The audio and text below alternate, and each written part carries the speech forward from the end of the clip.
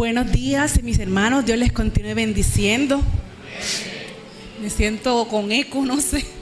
¿Sí se escucha bien? Me siento con eco. Bueno, le damos gracias a Dios. Esta ha sido una hermosa mañana que el Señor nos ha regalado.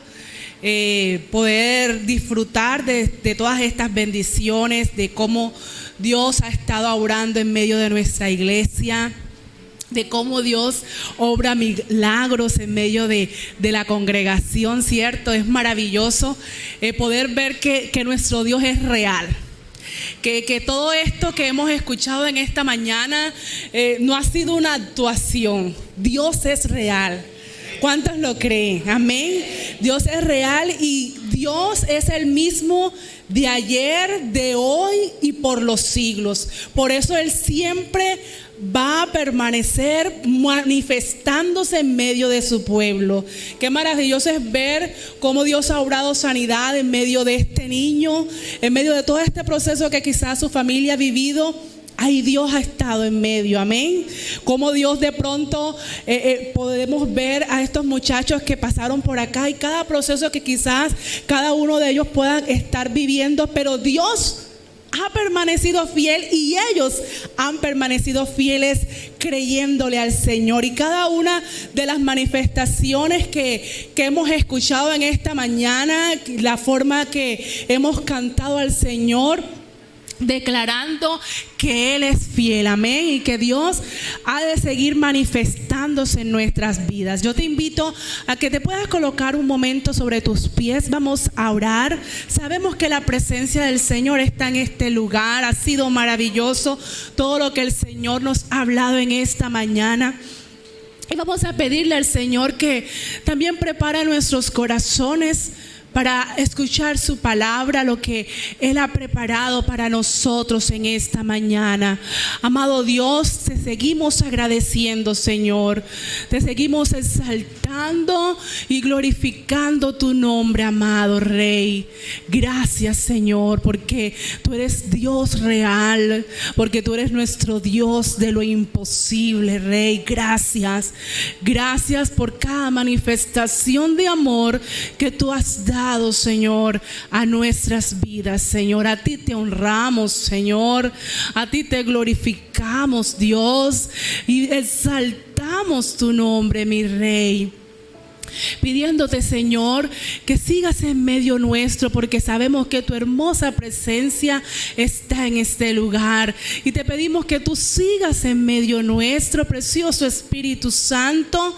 Habla nuestras vidas, Señor, en esta mañana a través de tu palabra, como lo has hecho hasta ahora, Señor. Y permite que nuestros corazones puedan seguir recibiendo lo que tú has preparado, Señor, para nosotros, y que podamos seguir, Señor, escuchando de ti y creyéndote a ti, bendito Rey. Padre, en el nombre de Jesús, toma nuestros sentidos, Señor, y prepáranos, Señor, para recibir tu palabra en esta mañana. En el nombre de Jesús, Señor. Gracias. Amén y amén. Bríndale ese fuerte aplauso al Señor. Puedes tomar tu lugar.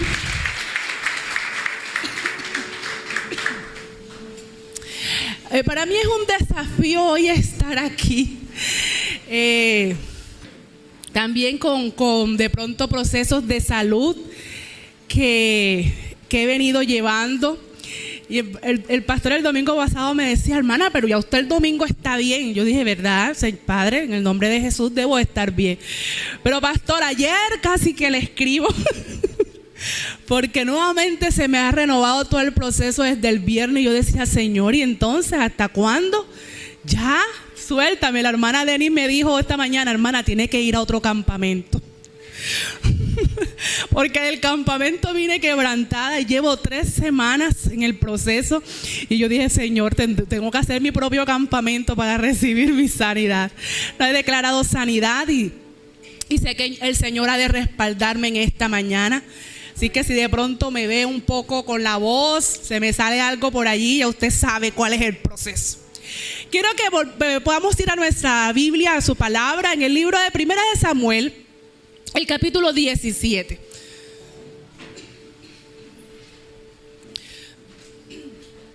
quiero que leamos los versículos desde el 45 al 47. En estos últimos domingos, el pastor nos llevó a una serie que era Volviendo a la Esencia. De pronto los que pudieron estar en este lugar y pudieron escuchar la palabra, estuvimos hablando de la fe, volviendo a la esencia. Y quise de parte de Dios seguir la línea de la fe, pero quiero hablarle desde el enfoque de nuestras palabras. Por eso hemos titulado este mensaje El lenguaje de la fe. En 1 Samuel, el capítulo 17, el versículo 45 dice: entonces dijo David al filisteo: tú vienes a mí con espada y lanza y jabalina, mas yo vengo a ti en el nombre de Jehová de los ejércitos, el Dios de los escuadrones de Israel, a quien tú has provocado.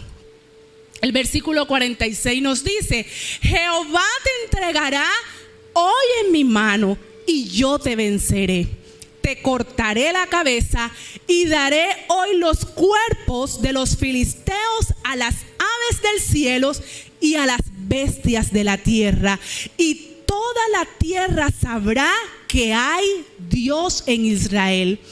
Y el versículo 47 dice: y sabrá toda esta congregación que Jehová nos salva con espada y con lanza, porque de Jehová es la batalla y Él os entregará en nuestras manos. Amén.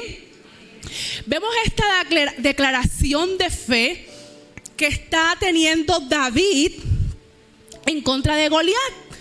Y ahorita vamos a entrar un poco en contexto de este pasaje. Entonces, nuestras palabras, cada palabra que nosotros hablamos, que nosotros pronunciamos, van a tener la capacidad de condicionarnos para bien o para mal. Lo que nosotros hablamos. De cuando nosotros hablamos de fe, cuando estamos hablando del lenguaje de la fe, debemos referirnos a todo lo que escuchamos, pero también a todo lo que nosotros hablamos. Porque de una u otra forma esto nos va a ayudar a avanzar en las promesas que Dios tiene para nosotros. Es por eso que muchas veces nosotros debemos corregir nuestras palabras. ¿Qué es lo que estamos hablando? Y dejar las expresiones pesimistas. Y hago aquí de pronto una salvedad, porque cuando nosotros hablamos de fe, no estamos hablando de positivismo. Es algo diferente en lo que de pronto el mundo dice: no, que tienes que ser positivo, positivamente positiva. No, es muy diferente. Porque nosotros cuando hablamos de fe, hablamos en lo que la palabra nos dice. No hablamos de lo que nosotros creemos en nuestra mente o en nuestra humanidad, sino de lo que Dios nos dice en su palabra. Y esa palabra es la que nosotros reclamamos para nosotros mismos o creemos en ella.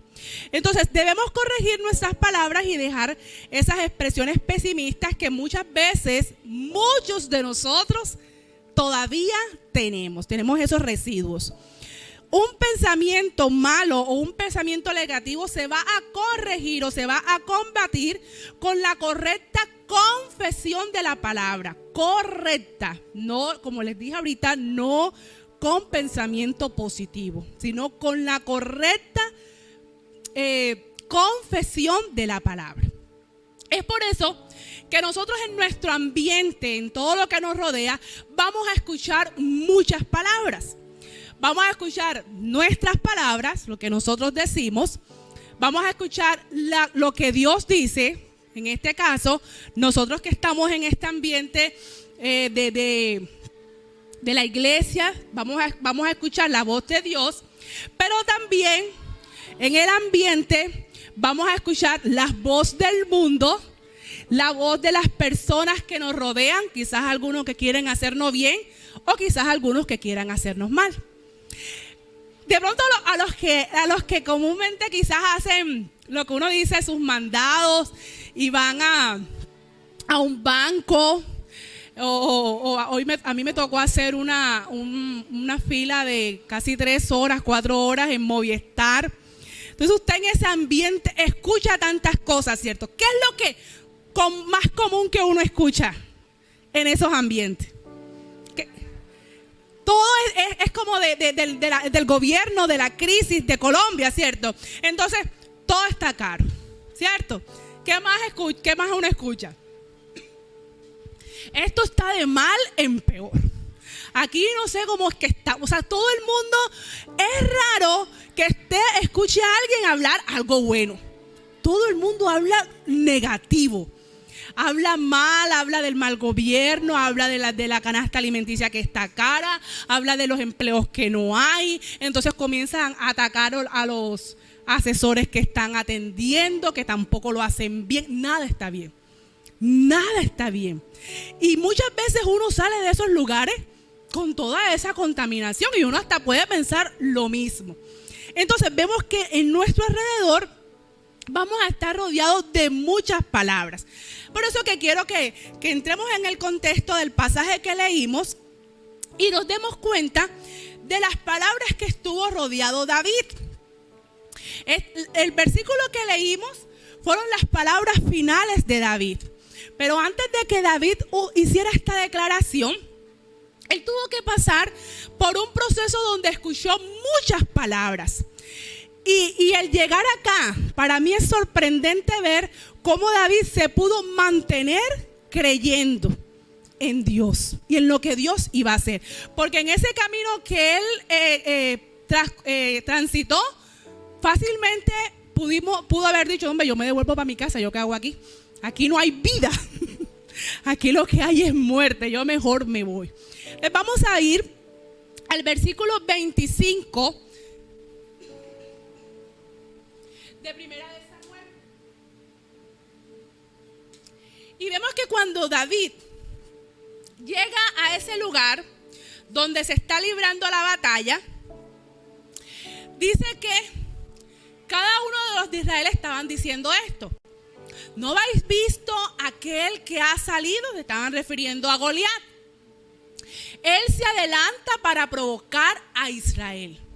Al que le venciere, el rey ha dicho algo. ¿El rey qué dijo? Al que venciere, el rey le va a enriquecer con grandes riquezas y le va a dar su hija y va a eximir de tributos a la casa de su padre.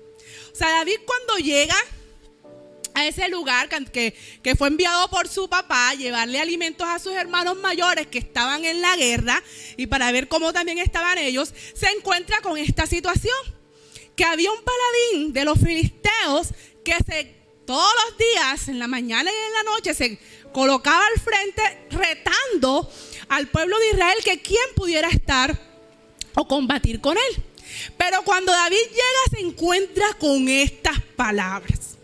Él dice, mira, aquí está uno que se enfrenta, pero figúrense, el rey que ha dicho, el rey ha dicho que el que venciera a ese señor que está allá, lo va a enriquecer, le va a dar a su hija. Imagínense, le va a eximir de los tributos, o sea, sin impuestos. Tronco de premio, es cierto, una recompensa grande. Pero para ganar esa recompensa, ¿qué tenía que hacer? Tenía que enfrentarse y vencer, que no es lo mismo, mi hermano, a ese gigante. Porque él dice, al que le venciere. No solamente que tenía que enfrentar, sino que tenías que vencer a ese gigante. Y estas palabras fueron esas palabras que motivaron a David para seguir escuchando y para de pronto pensar en enfrentarse a ese gigante. Vemos en el versículo 26. ¿Qué dice David? Entonces habló David a los que estaban allí diciendo, ven acá, yo escuché, pero entonces David volvió como que a preguntar para ver si era cierto. Oye, ¿qué le van a hacer al hombre que venciere a este filisteo? Porque ¿quién este filisteo incircunciso para que provoque a los escuadrones del Dios viviente? Vemos que ya David comienza a preguntar, pero él hace ahí una declaración.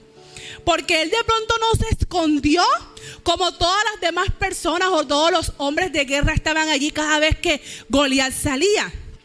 Él enseguida dijo, pero ven acá, pero ¿y quién es ese? No, él no vio el tamaño de Goliat, no, él dijo, ¿y quién es ese filisteo incircunciso? Para que venga aquí a provocar a los escuadrones de Dios. Porque sabía y entendía quiénes eran los que estaban con ellos. Que no eran cualquier ejército, era el ejército del Dios viviente. Lo que hemos hablado de nuestro Dios, que es un Dios vivo, que es un Dios real. Pero eso no quedó así. Las palabras continuaron y en el versículo 28 hay otra declaración que le hacen a David. Entonces, oyéndolo hablar, Eliud, que era el hermano mayor de David, lo escuchó hablar y dijo, bueno, le dio rabia ver a David y le dijo, bueno, ¿y para qué tú has venido acá? Le dijo a David, ¿y a quién has dejado aquellas pocas ovejas en el desierto? Yo conozco tu soberbia y la malicia de tu corazón, que para ver la batalla has venido. Qué palabras tan duras de su hermano, de su sangre, recibió David en esos momentos, ¿cierto? Cuando nosotros escuchamos y leemos de David y cuando hablan del testimonio de David, en ninguna de esas partes, en una de esas escrituras, nosotros leemos que de David se declara como una persona soberbia y mala. Si cuando nosotros leemos, cuando están presentándole a David a Saúl para que tocara el arpa, no había ninguna de estas declaraciones. Decían, era una persona sabia, es una persona prudente en sus palabras, es una persona que ama a Dios, y no habían estas declaraciones. Pero esta declaración sale de su familiar, que primero tenía en poco el oficio de David, porque dice, has dejado aquellas pocas ovejas. Y usted lee la palabra y no se refiere nunca a las pocas ovejas, se refiere que David era pastor de ovejas. Pero él hasta pone en poco el oficio de David y le dice, y conozco tu soberbia. O sea que muchas veces vamos a recibir de nuestra propia familia palabras negativas. Palabras de que somos malos, de que tú no tienes un buen corazón y tú vas a la iglesia y te comportas de esa forma. Es la típica, ¿cierto? Porque como que los que venimos a la iglesia somos perfectos, Señor. Entonces venimos a la iglesia y tenemos que tener una perfección. Y el mínimo error somos acusados, ¿cierto? Pero ¿qué hizo David ante estas palabras de su hermano? En el versículo 30, dice, y apartándose de él, se fue. Siguió preguntando. O sea, David ni siquiera se detuvo, ni siquiera eso llegó a su corazón. Eso no llegó como que, ay, verdad, ¿yo qué hago aquí? Si mi papá me mandó fue a esto. No, David se apartó de él. Simplemente se apartó y él siguió, ¿qué? Preguntando qué es lo que le iban a dar a la persona que venciera a Goliat. Él quería seguir motivándose porque entendía para qué él había llegado a ese lugar. Y no solamente él iba a ir a darle una provisión a sus hermanos. Él sabía que detrás de todo esto estaba Dios en medio de él. Entonces, en el versículo 32 vemos unas palabras que expresa David. Y David le dijo a Saúl, al rey, rey, no desmaye tu corazón. Tu siervo va a ir y va a pelear contra ese filisteo. Él entendía lo que estaba en él. David lo entendía. Y no es fácil enfrentarse a un rey. Quizás a muchos de nosotros nos ha tenido que enfrentar a nuestro jefe, a nuestros padres, a las personas que nosotros quizás vemos como superiores y que muchas veces tenemos ese temor de llegar a esa persona y decirle, no te preocupes, yo estoy orando y esto va a salir. A nosotros muchas veces nos da temor hacer eso. Porque uno dice, no, esa persona es superior y se supone que es la que lo sabe todo. Pero David se enfrenta a Saúl, que es el rey, y le dice: no te preocupes, yo voy a ir y vamos a ganar esta batalla. Pero vienen las palabras de Saúl a David en el versículo 33. Y dijo Saúl a David: no podrás tú ir contra aquel filisteo para pelear, porque tú eres muchacho y él es un hombre de guerra desde su juventud. Saúl enseguida le dice: tú no puedes, ¿cierto? No, muchacho, ¿cómo se te ocurre a ti pensar eso? ¿Cómo se le ocurre a usted decirme a mí que porque usted está orando esto se va a solucionar? ¿Cómo se le ocurre a usted decirme que esa persona se va a sanar porque Dios lo va a sanar? Muchas veces vamos a ser cuestionados por nuestra fe, ¿cierto? Y David lo hizo. Mírense, y vemos el recorrido de todo lo que David ha recibido. Ha recibido palabras de su familia, que no puede, que es malo, que imagínense, lo peor de la familia era David. Ha recibido palabras del mismo rey diciéndole: tú no puedes, no lo vas a lograr. Pero en medio de todas estas palabras que David está recibiendo, él se mantenía creyendo en el por qué Dios lo había enviado a ese lugar. Y vemos en el versículo 34 al 36 las palabras que David le declara a Saúl. O sea que en este caso David es el que le habla de fe a Saúl, que era el rey y que él era el que estaba ungido y el que tenía que estar confiando en Dios, en que Dios le iba a dar la victoria en medio de esa batalla. Y David le respondió a Saúl: tu siervo era pastor de las ovejas de su padre. Ya no era pastor, ya David estaba declarando que él iba a tener un nuevo oficio, porque él habla en pasado, era pastor. Y cuando venía un león o un oso y tomaba algún cordero de la manada, salía yo tras él y lo hería y lo libraba de su boca. Y se levantaban contra mí, yo le echaba mano de la quijada y lo hería y lo mataba. Fuese león, fuese oso, tu siervo lo mataba. Y este filisteo incircunciso será como uno de ellos, porque ha provocado al ejército del Dios viviente. Y el versículo 37 dice: y dijo David, añadió, Jehová, ahí reconoce quién ha sido, que me ha librado de las garras del león y de las garras del oso, él también me librará de la mano de este filisteo. Él reconoció en su vida quién era Dios. Y aunque cuando estaba allá con sus ovejas y venía el oso y venía el león, él estaba diciendo: Dios me ha librado a mí, porque ni siquiera han sido mis fuerzas, han sido las fuerzas de Dios. Y así como él lo ha hecho, lo va a seguir haciendo. Amén. Porque si nosotros vemos el contexto, en esta situación, la única persona que estaba hablando de fe, que estaba hablando de vencer a ese Goliat, fue David. Porque del resto todos se escondían cada vez que el Goliat salía. Y así habían pasado muchos días. Esto no era la primera vez que Goliat salía, ya había pasado muchos días. Y que el rey, que era la persona que quizás tenía el poder y debía tener el control de la situación, ni el mismo rey se había atrevido a enfrentar a Goliat.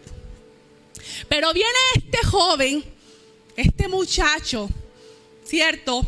Que viene, que Dios envía, y a cada persona que quizás le habla de una forma negativa, él le contrarresta con la palabra. Amén. Porque es que David no estaba diciendo, primero no estaba diciendo nada positivo. Él estaba hablando con la palabra. Él estaba diciendo: ha provocado al Dios de Israel, porque él reconocía que Dios era el Dios de Israel. Ese era su pueblo escogido. Ese era el pueblo que Dios había seleccionado, el que había sacado de Egipto, el que había librado, el que había hecho milagros, el que había hecho prodigios.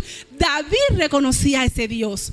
Y él decía: y ha provocado al Dios de los ejércitos, porque sabía que todas las batallas que Israel había librado, Dios a cada una de ellas era el que había dado la victoria.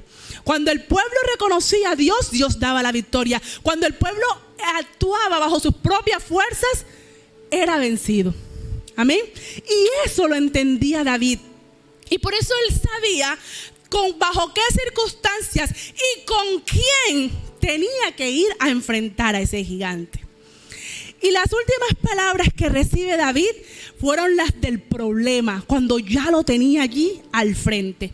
En el versículo 43 y 44, Goliat también lanza esas palabras a David. Y dijo Goliat: ¿soy yo perro para que vengas a mí con palos?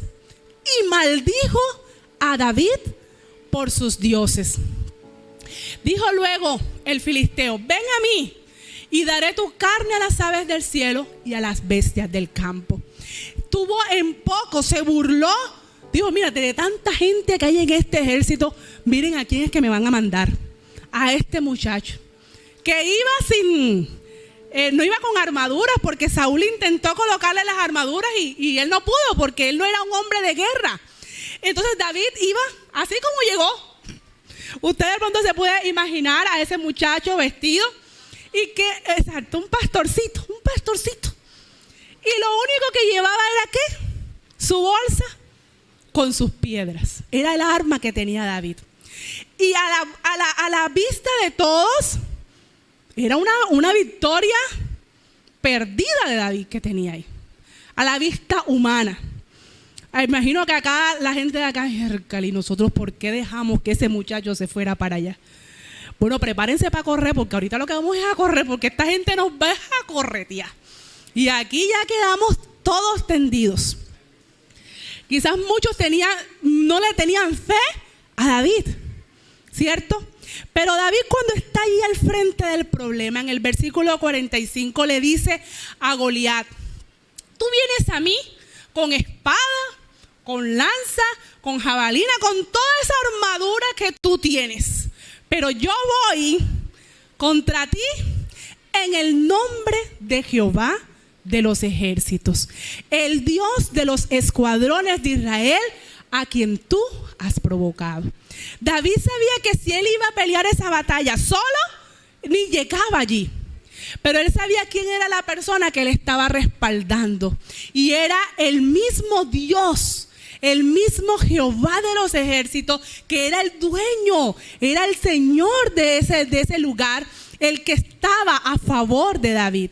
Y dice en el versículo 46, la declaración que David le dice a Goliat: Jehová, no como dijo Goliat, no, tú hoy vas a estar aquí, las aves de los cielos vas a hacer su comida. Él no dice eso, dice Jehová, reconociendo quién era el que iba a hacer la obra: te entregará hoy en mi mano y yo te venceré. Y te cortaré la cabeza y daré hoy los cuerpos de los filisteos, no solo el mío, como dijo David, no es solamente el mío, no solamente tu cuerpo, el de todos los filisteos, a las aves del cielo y a las bestias de la tierra. Y toda la tierra sabrá que hay Dios en Israel. Amén. David le habló al problema.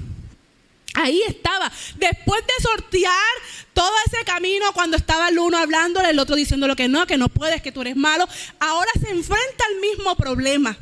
Y el mismo problema se burla de él.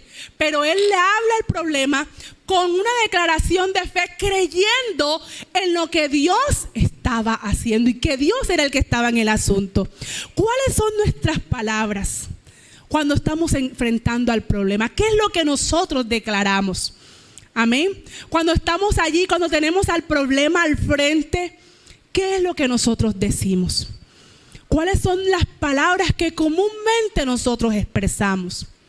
Es muy fácil que nosotros leamos la palabra y tengamos conocimiento de la palabra, pero del conocimiento al creer en la palabra, ya ahí hay como un trayecto. Y es lo que Dios nos invita, porque no es solamente conocer, es creer en lo que Dios está diciendo de cada uno de nosotros. Amén. Cuando estamos enfrentando a una situación, como decía nuestra hermana con el bebé, muchas veces ella decía: mi fe se iba. ¿Por qué? Porque nuestra vista, lo humano, está viendo algo y tú dices, no va a suceder. Porque mis ojos están diciendo que no va a suceder. Que la situación está difícil, que el milagro no va a ocurrir. Pero ¿qué nos dice la palabra? Que nos invita a Dios mismo, que nosotros podamos andar por fe y no por vista.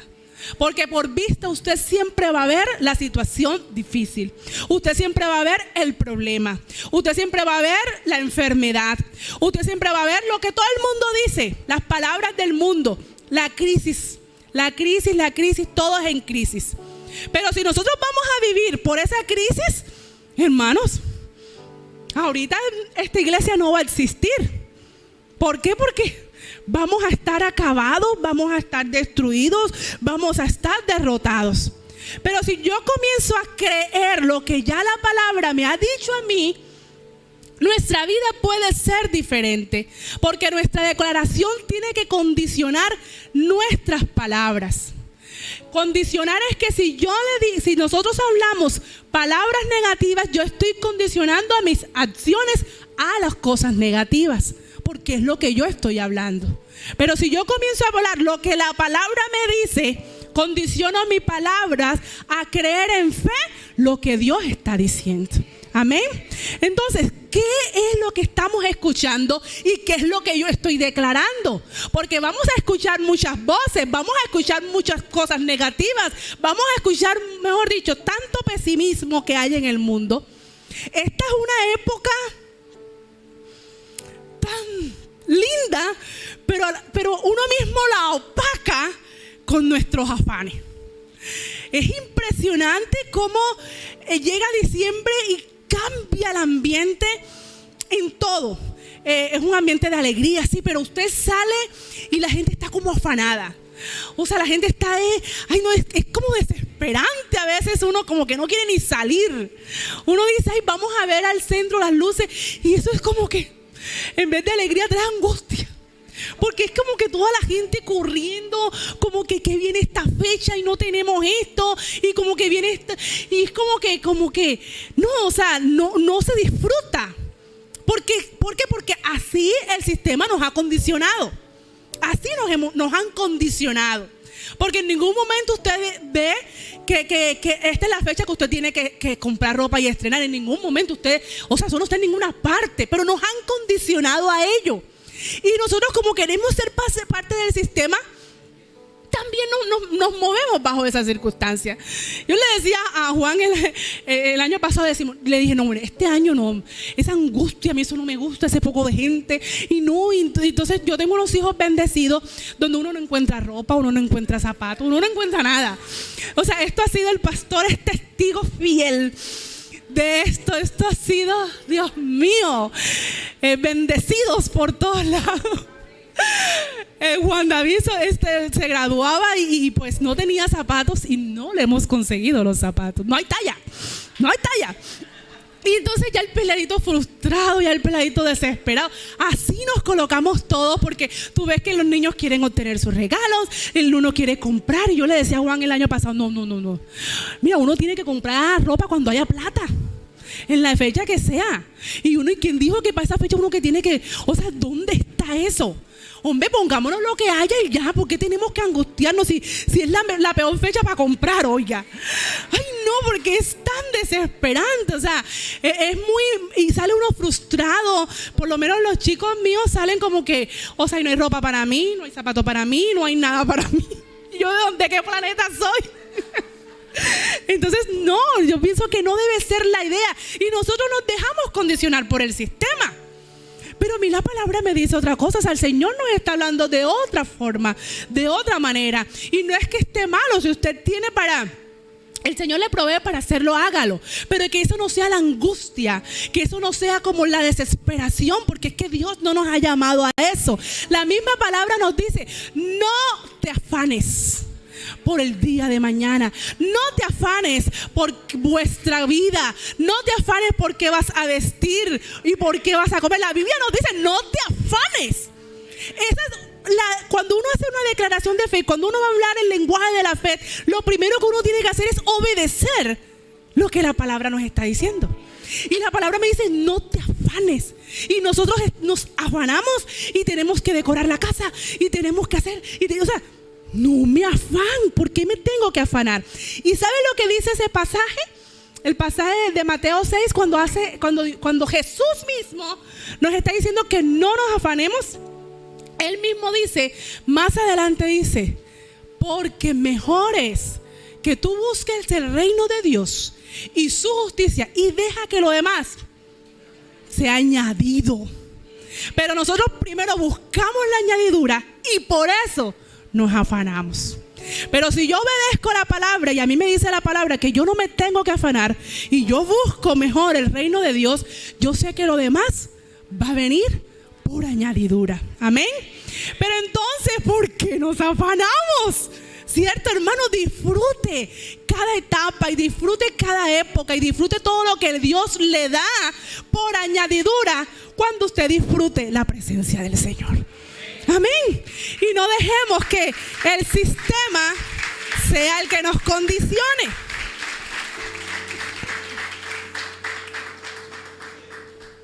Y no dejemos que el sistema nos condicione. Así como le hablé de la vida de David, Dios es experto en hacer cosas extraordinarias, porque cuando nosotros hablamos del lenguaje de la fe y obedecemos en fe la palabra, Dios se encarga de activar, por decirlo así, o da la orden para que las personas que ya Dios ha puesto para que te ayuden lo hagan.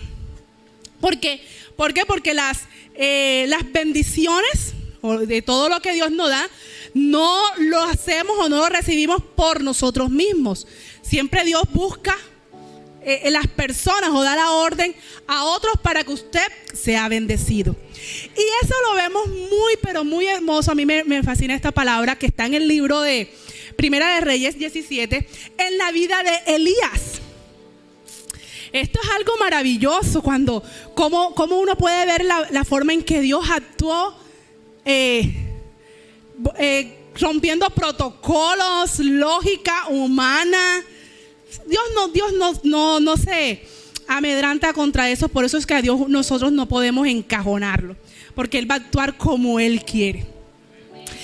Y entonces en esta palabra que vamos a leer aquí unos pasajes solamente, vemos cómo cuando somos obedientes, ese va a ser la obediencia es el detonante, por decirlo de una forma, que desencadena la bendición. La obediencia.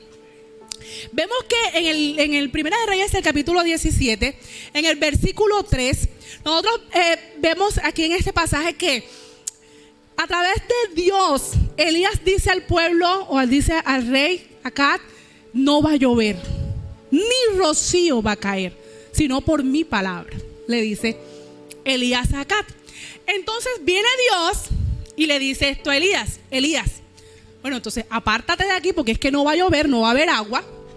Apártate de aquí y vuélvete al oriente y escóndete en el arroyo de Querit, que está frente al Jordán. Mano, el próximo versículo. Y dice: beberás del arroyo, y yo he mandado a los cuervos que te den allí de comer. Dios da una orden, ¿cierto? Ahí ya Dios le da una palabra a Elías.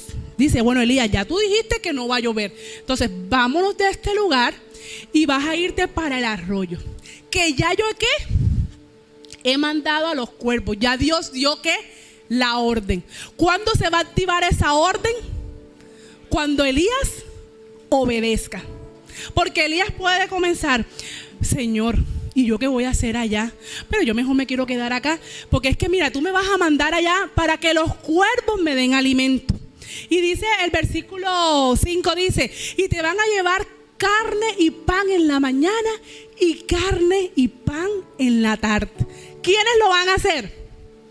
Los cuervos. Y los cuervos son animales ¿qué? Carnívoros. Un animal carnívoro le va a llevar carne a Elías. Dios rompe todo paradigma y toda lógica humana. Porque Elías, al escuchar esto, va a decirle: Señor, pero ¿y cómo el cuerpo? Imagínense, entonces me va a tocar pelear con el cuerpo para quitarle el pedazo de carne, porque es que él no me la va a querer dar, porque es que él se la va a querer comer primero que yo.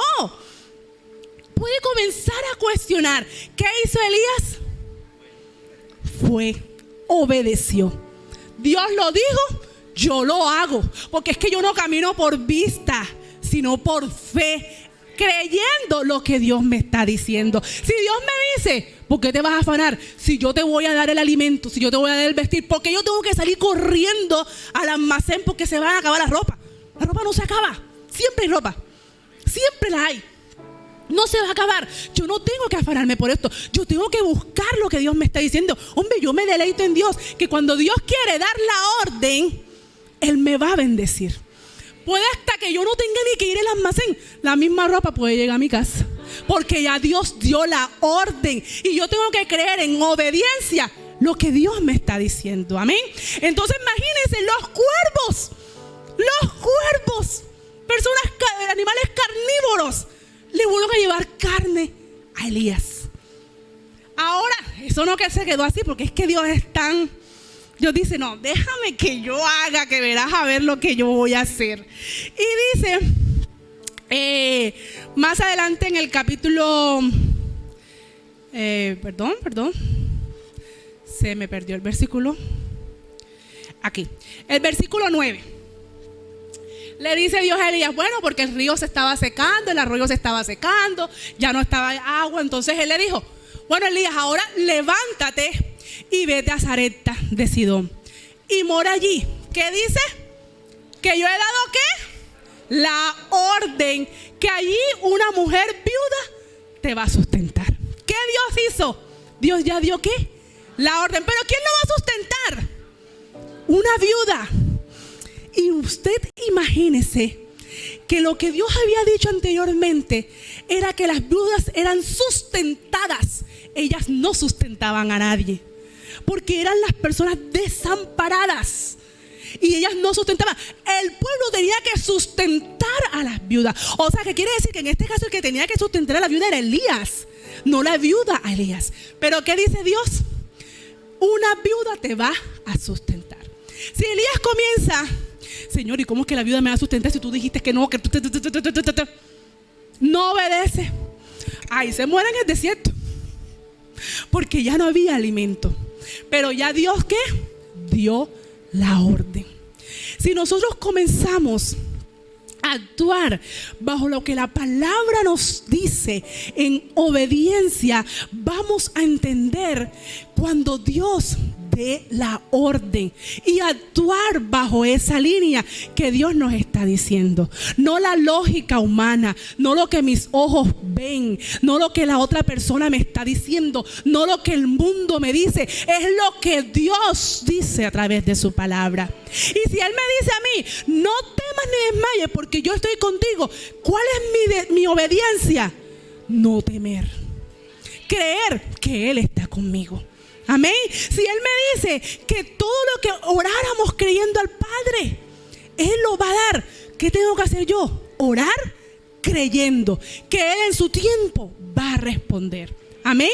Cuando nosotros, el pastor hablaba de Abraham el domingo pasado, las cosas de Abraham o los acontecimientos le ocurrieron inmediatamente.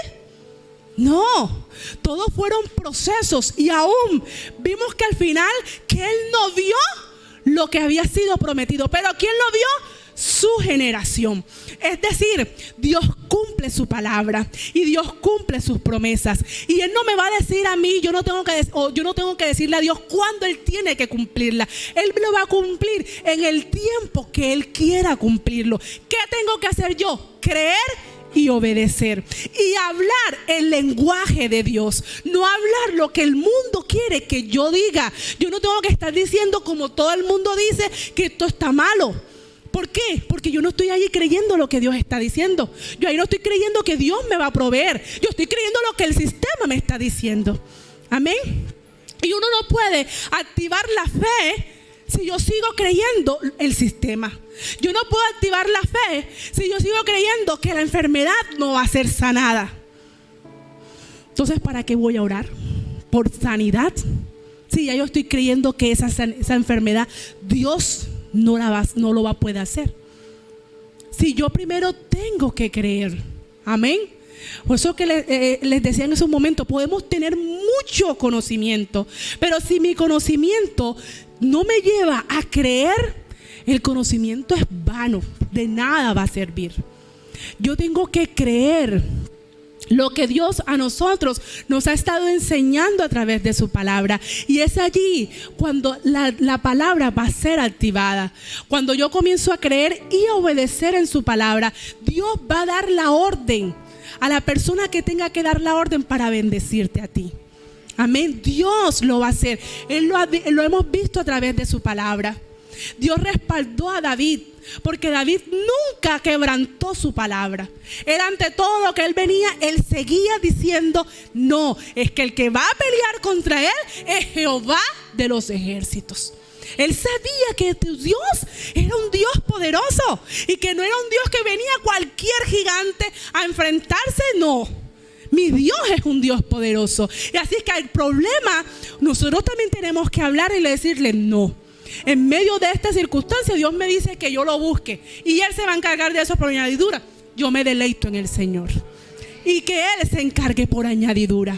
Pero ¿qué hacemos nosotros? Comenzamos a afanarnos, comenzamos a llevarnos de pensamientos negativos, palabras pesimistas, y comenzamos a ayudar a Dios, ¿cierto? Endeudándonos más, porque hay que pagar. Hombre, esperemos que Dios actúe en medio de cada situación.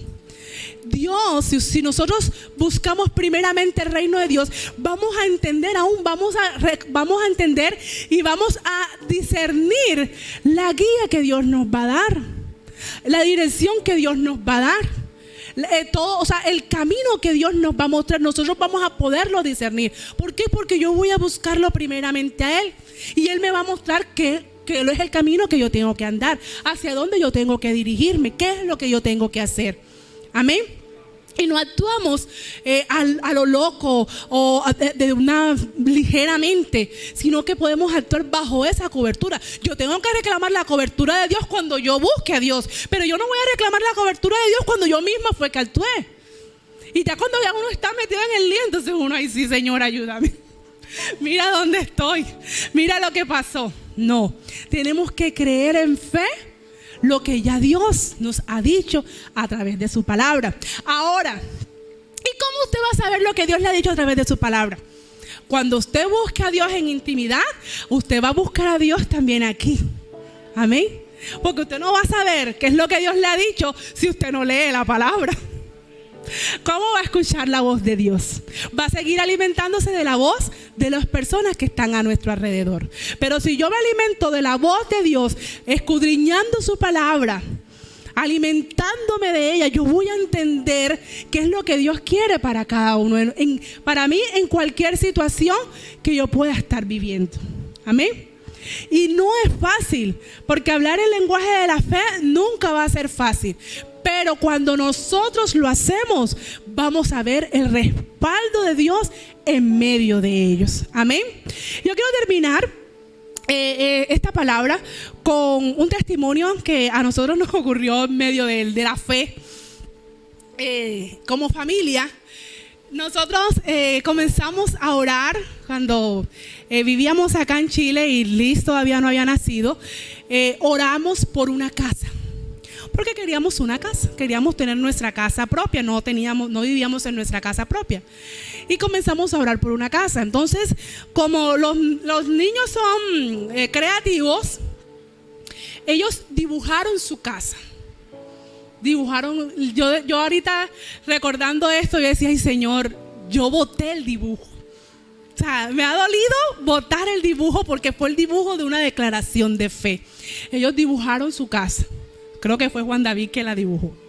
En la casa había un estanque, pato y, mejor dicho, un poco de animales. Y nosotros orábamos por una casa grande. Señor, danos una casa grande. Esa era nuestra oración. En medio de esa oración, yo recuerdo que Juan metió los papeles para préstamo de vivienda. Y cuando nosotros nos dan la respuesta de el valor que nos prestaban, ay hermano, a mí se me fue hasta la fe. Yo quedé como que, porque ya nosotros habíamos caminado, habíamos buscado, viendo los valores. Y cuando él le dijeron eso, yo dije, eso no alcanza ni para media casa. Ay, a mí se me como que, ay no. Y uno está orando por una casa grande. ¿Y de dónde va a salir esta casa grande si con ese préstamo no da para nada? Pero bueno, seguimos orando, seguimos viendo. Porque aparte que nosotros queríamos una casa grande, teníamos hasta condiciones. O sea, no solamente era grande en cualquier parte, no, era grande, tenía que ser en un conjunto cerrado, tenía que ser no sé qué, o sea, eran unas arandelas que sumaban todavía más a ese valor. Y recuerdo que nosotros fuimos a un lugar donde cumplía con las arandelas, mas no con la casa. Pero igual llegamos, vimos la casa, a mí no me llamó la atención mucho, pero yo dije, bueno, él para lo que hay cumple con las otras condiciones. Y comenzamos, hasta metimos los papeles. Pero yo no sentía paz en mi corazón. Y yo le dije a Juan una vez, y le dije, Juan, yo siento que estamos como traicionando la fe de los pelados. Porque es que ellos están orando por una casa grande y esta casa no es grande. Esta casa está más pequeña que donde nosotros vivimos. O sea, yo siento que estoy como traicionando su fe, porque ellos están orando por algo y nosotros vamos a darle otra cosa. Yo no creo que esto sea lo que Dios tiene para nosotros. Y aún nosotros dejamos eso, y ese plan ni se dio. Bueno, Dios hizo todo. Seguimos orando. Pero había algo que Juan me decía, Liz, hay lotes. Y yo decía, es que yo no quiero lote. Yo quiero mi casa porque me quiero mudar ya. ¿Quién nos estaba echando? Nadie. O sea, nosotros no nos estaban echando nadie, nosotros estábamos viviendo bien, a donde estábamos bien, nadie nos estaba diciendo si tienen que ir, nada. Es que siempre el afán. Pero bueno, siguieron las situaciones. Y él dijo, bueno, mira, yo vi, aquí sale un lote, vamos a ver. Nada nos perdemos con ir a ver. Fuimos a ver. Hermano, yo cuando fui a ese lugar, yo me enamoré tanto de ese lugar. Y yo le dije, aquí va a estar mi casa. Era un lote. Yo no quería lote.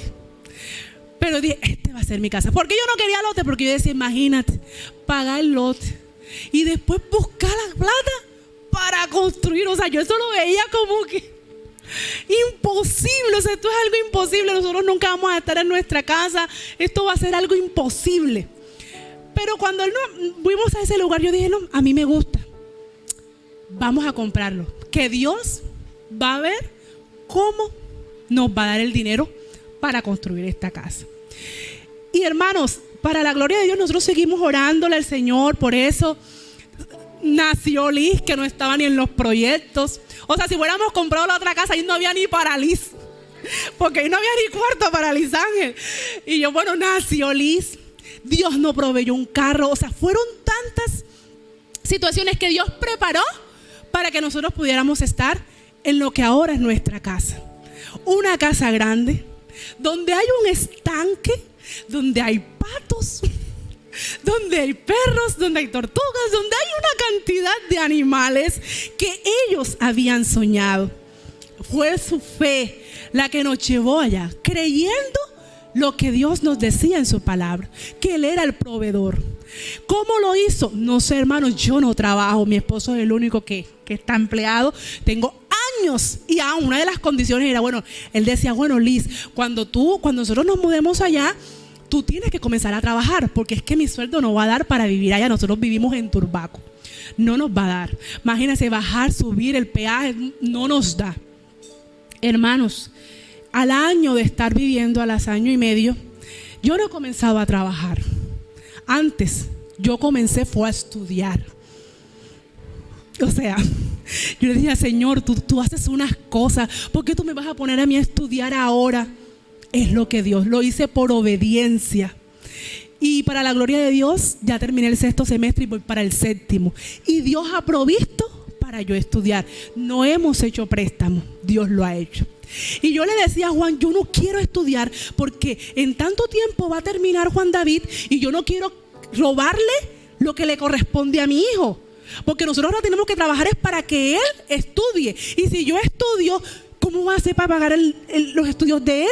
O sea, yo me llené de angustia. O sea, eso fue algo una pelea interna, porque decía, Señor, yo sé que tú me estás mandando a estudiar esto porque es para tu obra, pero no, ¿y quién va a estudiar? ¿Quién va a darle a mi hijo estudio? O sea, me llené como que, y el Señor como que me dijo, descansa, yo soy el que te estoy dando para estudiar. Literalmente Dios es el que me ha dado mis estudios. Y cuando ahorita con Juan David le dijimos a Juan David, Juan, tú no te preocupes, que ya tú estás becado por Dios. Dios a ti te va a dar tus estudios.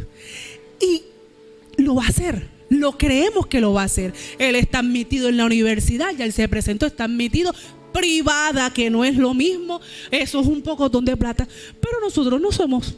El dueño del oro y de la plata es Dios. Él me dice, no me afane, yo me encargo de buscarlo a él y él se encargará de mis añadiduras. Amén. Y para la gloria de Dios sé que va a seguir siendo así. Mi hijo va a estudiar y muy pronto yo me voy a graduar. Para la gloria de Dios. Y vivimos en una casa grande que nunca pensamos que podía suceder. Pero no es lo humano, no es por vista, no es porque somos mejores hijos, no es porque somos los consentidos de Dios. No, es por fe. Es creer que el que está allá, que es mi papá, yo le decía a Juan Carlos que nosotros no tenemos, no, yo sé que tú no tienes, pero es que yo estoy, mi papá es el que está allá. Y mi papá sí tiene. Y si yo le pido a él y él quiere dármelo, él me lo da. Y así he vivido, sin afán de lo que va a venir. Porque creo que el que va a suplir es Él. Amén. El que llamó es el que va a respaldar y es el que va a enviarnos a nosotros a cumplir lo que Él nos quiera llevar. Amén. Entonces,